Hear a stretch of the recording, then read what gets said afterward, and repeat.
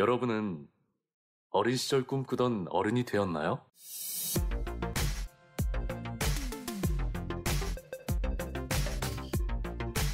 우리 아이들의 꿈을 지키고 싶습니다. 학부모를 위한 진로 레시피 시작합니다.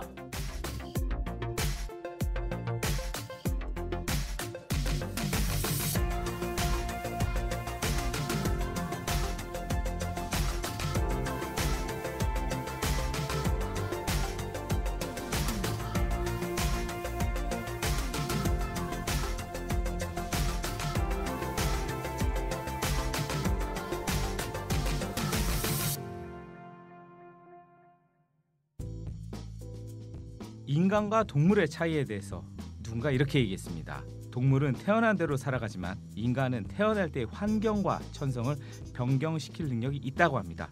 그래서 개과 천선이라는 속담이 있다고 말입니다. 노는 인간 호모 루덴스, 공부하는 인간 호모 쿵푸스, 윤리적 인간 호모 에티쿠스, 그리고 호모 사케르 등 인간의 존재를 정의하는 단어들이 계속 생기고 있습니다. 이런 이름들은 동물과 구분짓는 인간의 특징을 잡아내기도 합니다. 제 기억에 인간만 한다라는 정의들은 동물에 대한 이해도가 늘어날수록 그렇지 않다라는 증거들을 속속 내놓고 있습니다. 동물 관련한 TV 프로그램만 봐도 동물이 인간만큼 복잡하고 변화무쌍한 감정을 가진 존재라는 것을 알 수 있습니다. 동물에 대한 이해 부족이 인간의 교만을 낳는 건 아닌가 하는 생각도 듭니다. 결국 반려동물도 희로애락을 가진 우리의 동반자라는 이야기입니다. 하지만 일부 사람들은 반려동물을 물건 취급하듯 대하는 경우가 있어 마음을 아프게 합니다. 오늘도 권혁필 전문가님을 모시고 반려동물과 행복하게 살기 위해 필요한 사회적 변화와 교육에 대한 이야기를 들어보겠습니다.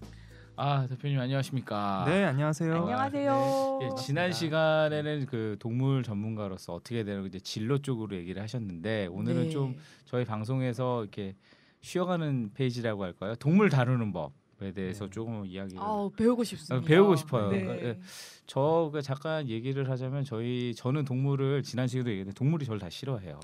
그러니까 어제 멧돼지를 만나셨다고. 그러니까 저희가 이제 집이 이제 북한산 기슭인데 네.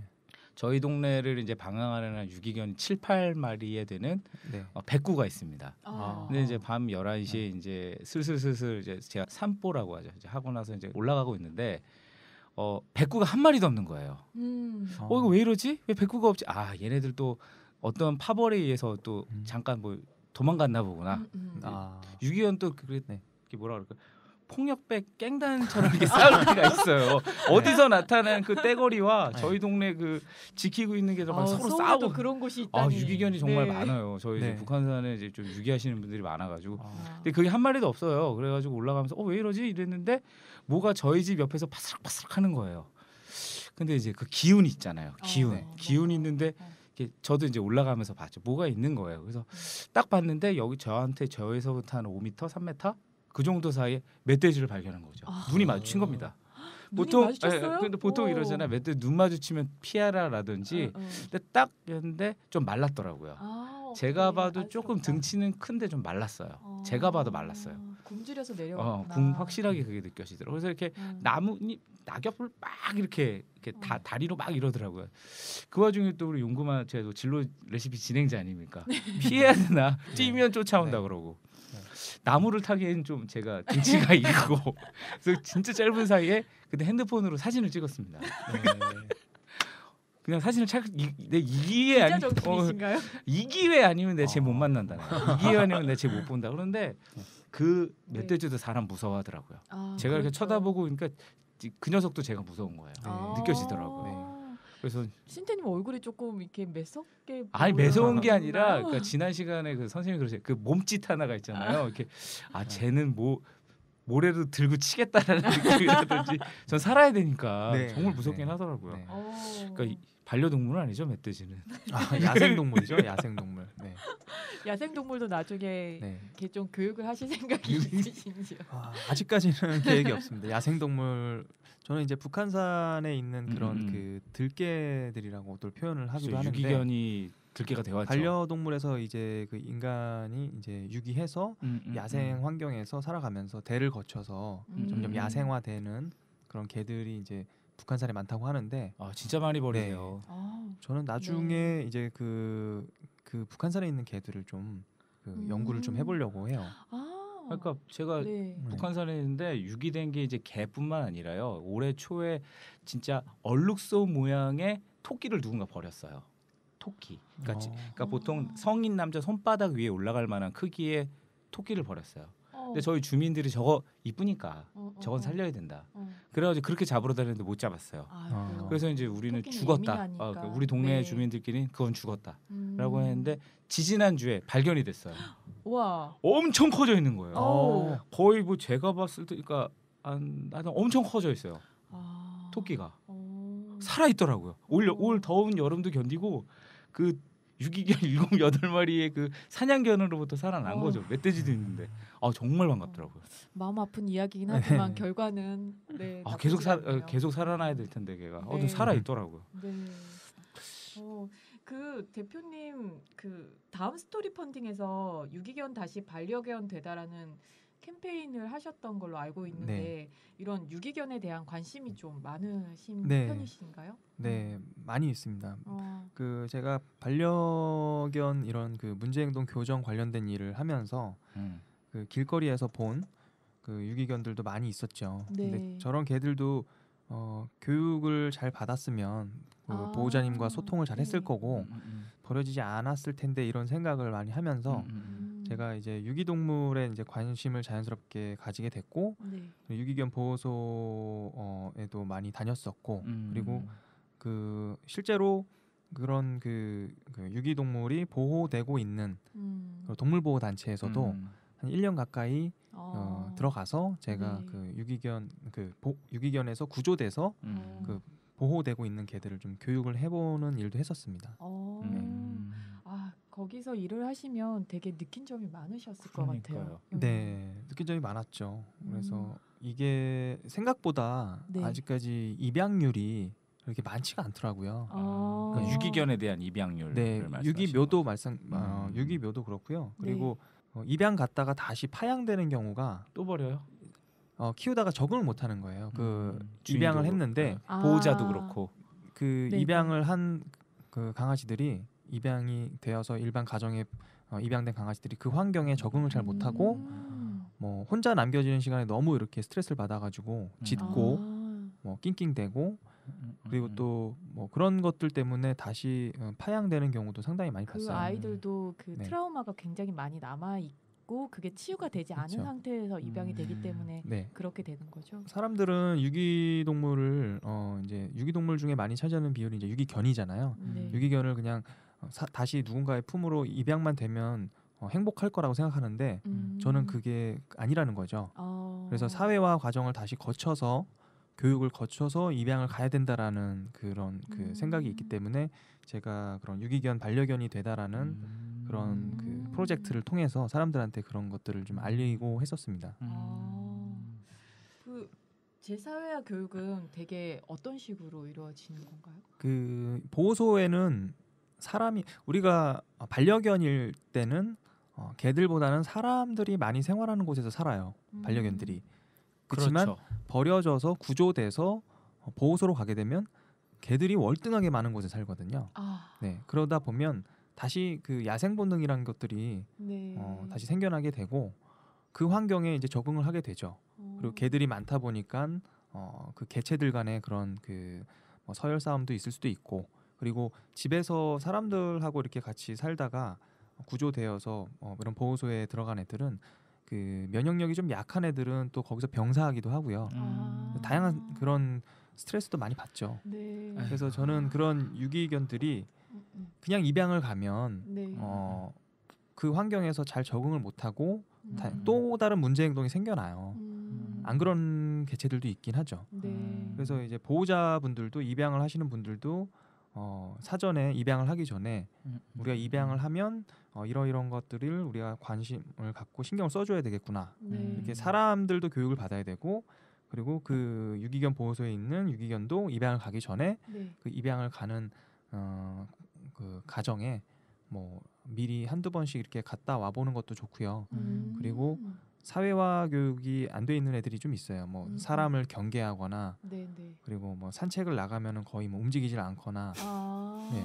그리고 뭐 그게 사회화 같은 거구나. 줄을 뭐 이렇게 그 끊어버리려고 이빨로 무는 애들도 많거든요. 어. 사람에 대한 트라우마, 어, 뭐 두려움 이런 것들이 네. 있기도 하고 뭐 그런 것들이죠. 그래서 그런 다시 교육들을 네. 다시 누군가의 가정에 입양이 돼서 그 사람들 도심 생태계 안에서 사람들 안에서 잘 살아갈 수 있도록 하는 다양한 교육들이에요. 그런 것들이 그 사회화 교육이고 예. 그래서 저는 유기견 반려견이 되다라는 그 프로젝트에서 예, 그런 점들을 좀 많이 어필했었어요. 우리나라에 그 버려진 유기견들이 어느 정도 수준인가요? 그 전국적으로는 통계만 나와 있는 걸 보면 전국적으로는 작년 한 해 이제 10만 마리가 조금 안 됐습니다. 10만 마리요? 10만 마리가 좀 안 됐어요. 작년은 그러니까 버린 거 10만 마리가 네. 버려졌다라는 예, 얘기인 거죠. 작년에는 전국적으로는 한 와, 8만 9천 정도 되고 진짜 많다. 서울시만 보자면 9천 마리가 좀 안 됐죠. 와. 근데 이제 그게 통계에 잡힌 것들만 그렇고요. 우리가 통계에 잡힌 네. 구조돼서 보호소에 네. 가서 근데 이제 통계에 안 잡힌 그런 유기동물까지 합하면 이런 그 민간에서는 한 20만 마리 정도로 한 해 그렇게 보고 있습니다. 20만 명이 버린다는 뜻인가? 그러네요. 그렇게 되는 건가요? 근데 이제 잃어버린 경우도 있어요. 네. 이게 유기를 한 경우도 있고 네. 그리고 여름철에 이렇게 우리가 더울 때 잠깐 열어놓잖아요. 현관문. 네, 네, 네. 근데 나갔다가 안 들어오는 그런 잃어버린 아. 사례도 상당히 많죠. 네. 저 사례는 나도 있다. 음. 그러니까 개들이 저를 싫어하다 보니까 저는 나름대로 그러니까 진짜 방 청소하는 건데 네. 그 아파트 살 때 나가고 안 들어와요. 아, 그래가지고 정말 날 싫어하는구나 이런 생각했는데, 그러니까 반려동물들은 이제 그 유기에 대해서 계속 얘기를 하는데 여름 바캉스 시즌에 이제 네. 가장 많이 버려진다는 얘기를 저 기사로 본 적이 있습니다. 근데 이제 이게 다시 돌아오지 못하는 건데 이게 이제 버려진 동물들은 이제 그렇게 버려졌어요.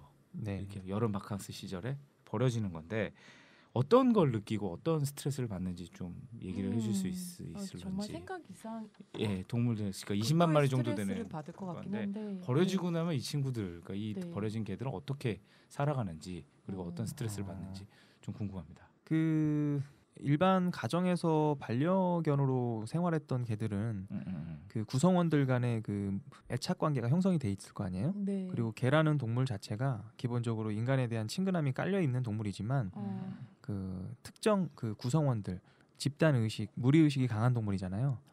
예, 그래서 가족들이 이렇게 그 같이 살아가다가 혼자 이제 버렸어. 유기를 하고 자기 혼자 버려진 걸 알면 이제 아무래도 그 자리에서 기다리는 경우도 상당히 많고요.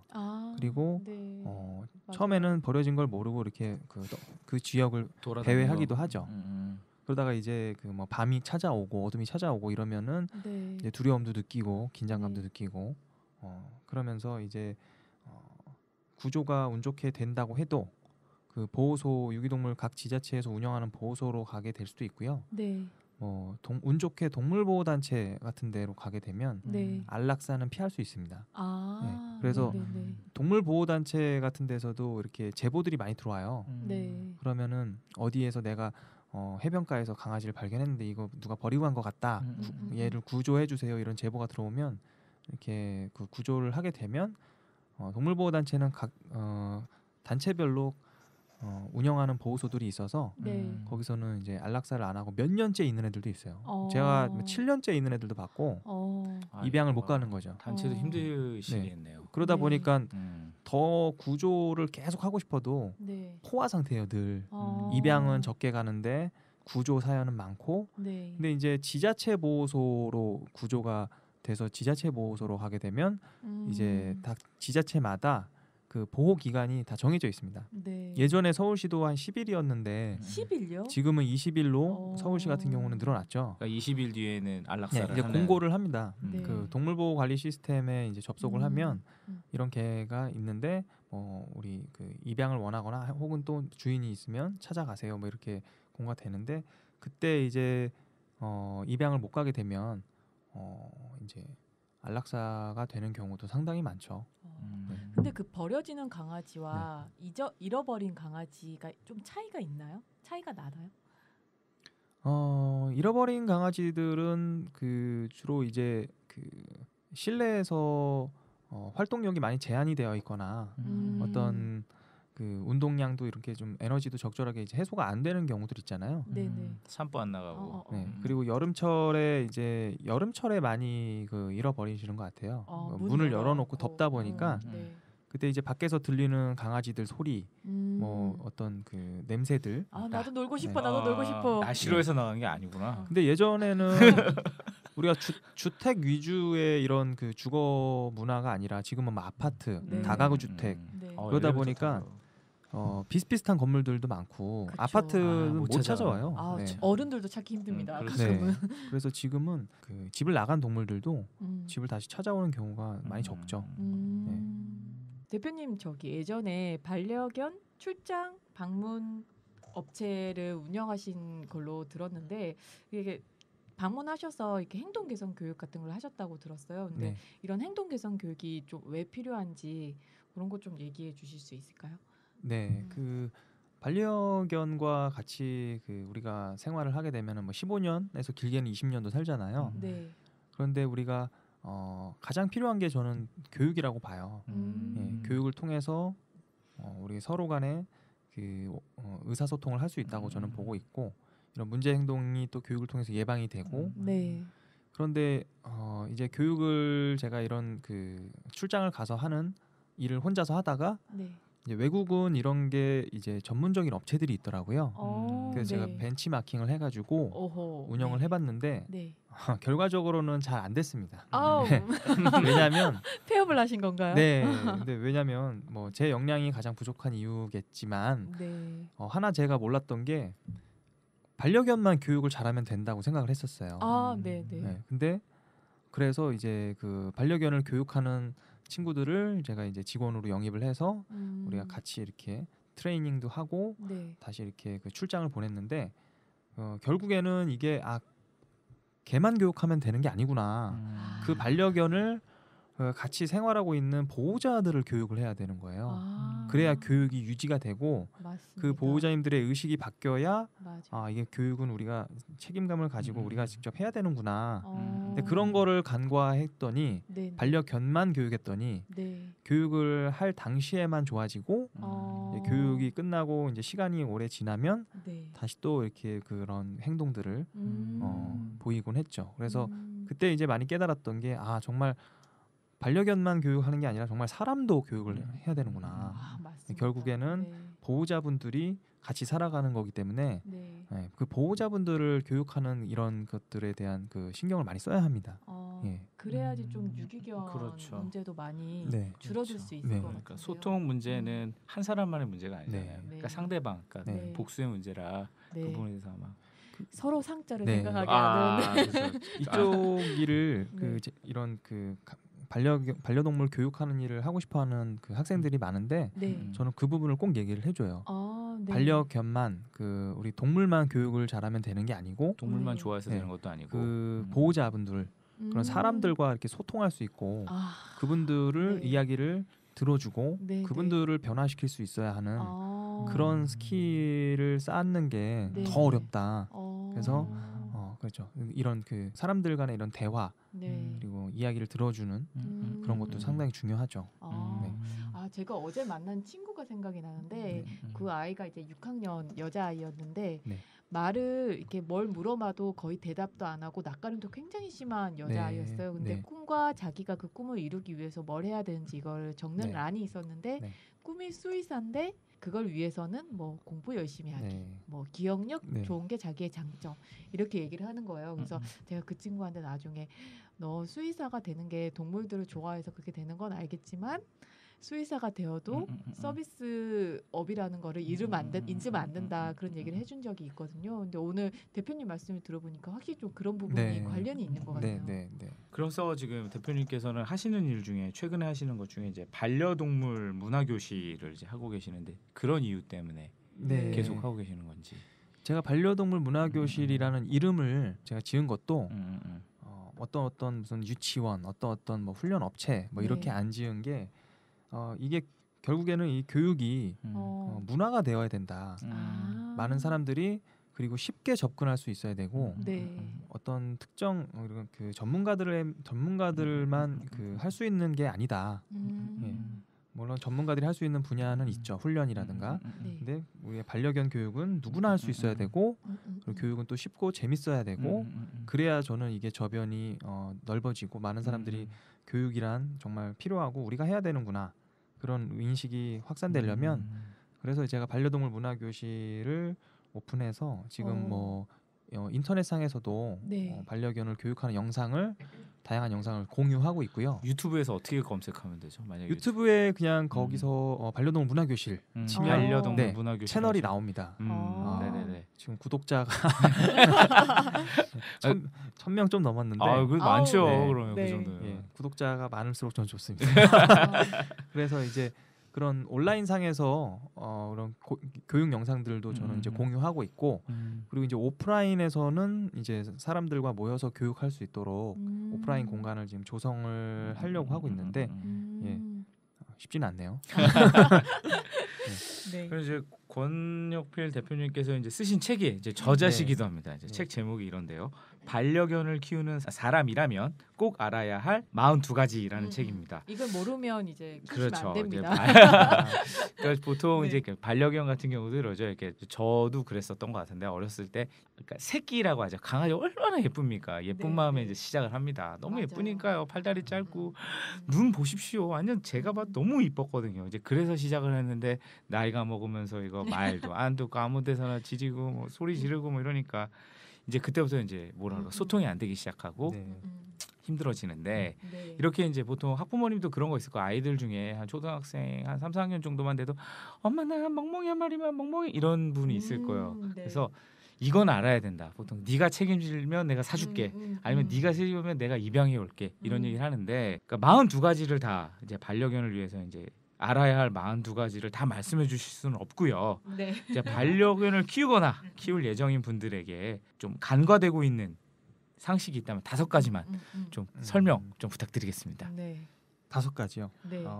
일단 저는 이제 교육을 하는 사람 입장이다 보니까 교육 관련된 네. 반려동물이 반려견의 사회화기 그 사회화기가 4주에서 12주예요. 생후. 그러니까 1개월에서 3개월이니까 아주 어린 시기에 지나가죠. 네. 이 시기에는 예방 접종이 이제 다 안 끝났다고 해서 네. 외부 활동을 많이 이렇게 제한하는 분들이 많아요. 이쁘고 또 네. 손에서 제일 예쁠 때니까 근데 이럴 못 대지 때는 손. 그렇죠. 뭐 잔디밭 풀밭에 나가는 거의 건 잠만 어려워도 잘 때 있잖아요. 잔디밭이나 풀밭 같은 데 풀어놓는 건 좀 어려워도 네. 좀 깨끗한 어떤 뭐 놀이터 같은 데서라도 잠깐 아. 이런 모래도 좀 걷게 해주고요. 왜냐하면 감촉이 다르잖아요. 네. 예, 개들은 발바닥 그 사이에 그 땀샘이 있을 만큼 발바닥이 생각보다 우리가 단단하지만 패드가 단단하지만 감촉을 통해서 느끼는 게 많거든요. 그래서 배변 교육할 때도 그 감촉이 하나의 요소고 배변 교육의 요소고 그래서 그 시기에 이제 다양한 감촉을 느낄 수 있도록 해주면 아주 좋고 근데 이미 그 시기가 지난 경우가 많아요. 네. 대부분 그렇게 예. 됐을 것 네. 같아요. 그리고 8개월에서 13개월이 이제 우리 반려견의 사춘기예요. 엄청 그래서 빨리 오네요. 1년 그 13개월이면 1살 정도 됐을 때잖아요. 그래서 그때가 이제 교육 문의가 많이 들어오죠. 사춘기니까. 사춘기 때. 성견이 되기 전에 이제 육체적으로 신체적으로 네. 어떤 그런 능력은 다 컸지만 이제 정서적으로 뭐 호기심과 네. 그렇기 때문에 뭐 집안 물건도 어지럽혀 놓고 비글비글하다 네. 그러죠. 그래서 그 시기에 이제 그 교육을 이제 적절한 교육을 못 받으면 이런 문제 행동들이 생겨나니까 왠지 네. 인간의 아이랑 많이 그러니까요. 비슷하네요. 거의 똑같다고 저는 봐요. 아. 비슷해요. 네. 그 3세 그 2세에서 3세 정도 아이들 지능 수준이라고 보고 그 정도 눈높이 맞게 교육을 해야 되거든요. 근데 이제 높네 생각보다. 그렇죠. 근데 전문적으로 뭐 집에 100일 아기가 있어가지고 있으셔가지고 전문적으로 그 전문적인 훈련사들에 의해서 훈련을 지속적으로 받으면 뭐 4, 5세 정도 수준까지 올라갈 수는 있다고 하는데 진짜요? 오 훌륭하다. 와 4, 5세면 근데 일반적인 우리 반려견들은 네. 2, 3세 사람으로 치면 그 정도 지능 수준이라고 보시고 교육을 하시면 네. 될 것 같고요. 그리고 또 하나 말씀드리자면 반려동물에게 선호하는 것들을 여러 가지를 만들어주는 네. 우리도 사람들도 선호도라는 게 있잖아요. 네. 내가 음식도 뭐 선호도가 있고 뭐 좋아하는 것들 뭐 게임, 축구, 뭐 친구를 만나서 노는 것, 운동하는 것 그렇듯이 이제 반려견도 먹을 거하고 사람만 좋아하게 되면 이제 그 교육을 할 때 참 애로사항이 있어요. 우리가 반려견을 교육할 때는 어떤 특정한 것을 가르칠 때는 그 행동을 강화시키는 거잖아요. 네네. 근데 그 행동을 강화시킬 때는 간식 외에도 뭐 공, 인형 이런 다양한 장난감을 좋아하게 되면 보상을 간식으로도 해줬다가 집중력이 떨어지면 공 같은 것도 사용했다가 이렇게 할 수 있는데 간식만 좋아하게 되면 이제 간식이 이제 손에 안 들려 있으면 안 하고 걔들도 눈치가 빠르거든요. 그래서 어렸을 때 우리 반려견이 어렸을 때 뭐 다양한 것들을 좋아할 수 있게 그 선호도를 여러 가지를 만들어주는 게 중요하죠. 아이 교육을 어떻게 해야 되는지 듣는 거랑 비슷한데요. 지금 헷갈립니다. 그런 거 외에 또 이 뭐 책에서 다양한 이런 그 교육적으로 필요한 그런 정보들을 많이 담고 있습니다. 저는 이제 개인적으로 궁금한 게 이제 친구네 집이나 이제 방문을 해보면 작은 개들이 그러는데 주인 이외에는 다 물려고 하는 개들 있죠. 엄청 시끄럽게 돌아다니면서 얘기를 못하게 주인 이외에는 다 막 소리지. 그런 개는 어떻게 제압을 할 수 있을까요? 제압이라면 단어가 잘못된 것 같은데요. 그렇죠. 뭐 우리가 그런 행동을 하는데 뭐 예를 들어서 당장 지금 사람을 물었다라고 하면은 그 상황에서는 잠시 일시적으로 물리적으로 이렇게 제압을 할 수는 있지만 그 행동을 우리가 그 교정하기 위해서 처음부터 이렇게 뭐 제압을 한다던가 그렇지는 않습니다. 그래서 문제 행동도 다 원인이 있고 그래서 보호자님하고 이렇게 상담을 통해서 언제부터 그런 행동을 했고 그런 행동을 했을 때 보호자님은 어떻게 하는지 입을 막고 안아요. 입을 막고 이렇게 안아요. 안아요. 그 행동이 아마 그런 후천적으로 개들이 학습이 됐을 거예요. 왜냐하면 개들은 기본적으로 인간에 대한 친근함이 그 깔려 있는 동물이기 때문에 스킨십만으로도 행동이 강화돼요. 그래서 예를 들어서 짖었을 때 예를 들어서 스킨십을 하지 않고 막 등을 돌려서 쳐다보지 않으면 반려견이 그 짖는 행동이 줄어드는 경향이 있는데 예를 들어서 짖었을 때 짖는 거를 빨리 이렇게 그 대처하기 위해서 안아준다든가 이러면은 반려견이 내가 짖으면 주인이 나를 지면에서부터 안아서 이렇게 따뜻하게 안아주는구나.